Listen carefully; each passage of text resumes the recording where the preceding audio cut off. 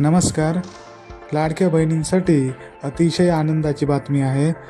लाडकी बहीण योजनेसंदर्भात राज्य शासनाने 2 महत्त्वाचे अपडेट दिले आहेत. पहिले म्हणजे जुलै महिन्याचा हप्ता जो आहे 13वा हप्ता तो रक्षाबंधनाच्या दिवशी म्हणजेच 9 ऑगस्टला पूर्वसंदेश जमा होणार आहे. तर दुसरी अपडेट म्हणजे सर्व पात्र लाभार्थ्यांना आता EKYC करावी लागणार आहे. पाहणार आहोत सविस्तर माहिती या व्हिडिओमध्ये.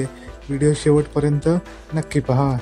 नमस्कार, मी सचिन पवार आपले सहर्ष स्वागत करतोय शासन मराठी या यूट्यूब चॅनलवर.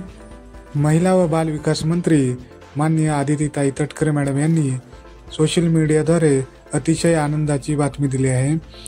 लाडक्या बहिणींना आता रक्षाबंधनाची भेट म्हणून पाहूया सविस्तर माहिती. माननीय मुख्यमंत्री श्री देवेंद्रजी फडणवीस साहेब, उपमुख्यमंत्री श्री एकनाथजी शिंदे साहेब व उपमुख्यमंत्री श्री अजितदादा पवार यांच्या मार्गदर्शनाने मुख्यमंत्री माझी लाडकी बहीण योजनेच्या सर्व पात्र लाभार्थ्यांना रक्षाबंधनाच्या पूर्वसंदेश जुलै महिन्याचा सन्मान निधी 1500 रुपये वितरित करण्यात येणार आहे.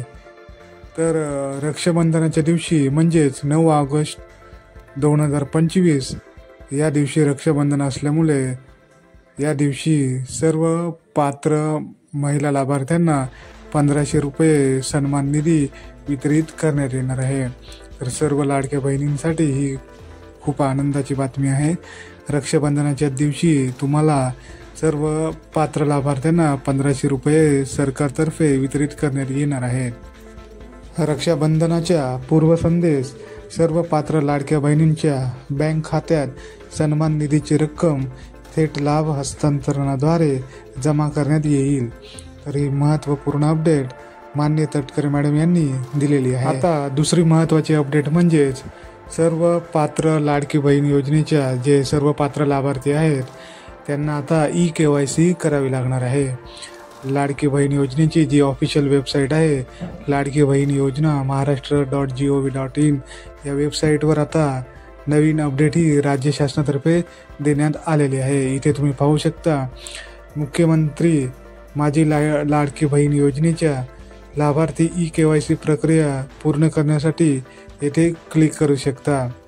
तर पहा मित्रांनो, मुख्यमंत्री माझी लाडकी बहीण योजनेसाठी आता सर्वांना EKYC करणे बंधनकारक असणार आहे आणि EKYC केल्यानंतरच तुम्हाला या योजनेचा लाभ हा असंच चालू राहणार आहे.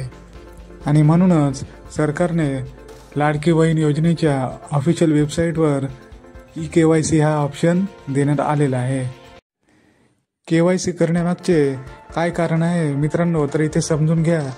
जे बोगस लाभार्थी आहेत म्हणजेच जे अपात्र असून देखील लाडकी बहीण योजनेचा लाभ घेत आहेत, तर अशा बोगस लाभार्थ्यांना थांबवण्यासाठी सरकारने हा निर्णय घेतलेला आहे. म्हणून आता सर्व पात्र लाभार्थ्यांना मुख्यमंत्री माझी लाडकी बहीण योजनेसाठी KYC करणे हे बंधनकारक असणार आहे. KYC करण्यासाठी ऑफिशियल वेबसाईटवर लवकरच सरकारतर्फे अपडेट देण्यात येणार आहेत. सध्या तरी KYC प्रक्रिया पूर्ण करण्यासाठी सरकारने अजून सुरुवात केलेली नाही आहे, परंतु लवकरच सरकार EKYC प्रक्रिया सुरू करणार आहे. EKYC प्रक्रियेला सुरुवात झाल्यानंतर लगेचच तुमच्यापर्यंत अपडेट दिली जाईल. तर अशा महत्त्वपूर्ण या 2 अपडेट होत्या मित्रांनो. जर तुम्हाला काही शंका असतील तर कमेंट बॉक्समध्ये मला प्रश्न नक्की विचारा. चला तर मित्रांनो, व्हिडिओमध्ये इथेच थांबूयात. लवकरच भेटू नवीन अपडेटसह एका नवीन व्हिडिओमध्ये. व्हिडिओ आवडल्यास लाईक आणि शेअर करायला विसरू नका मित्रांनो.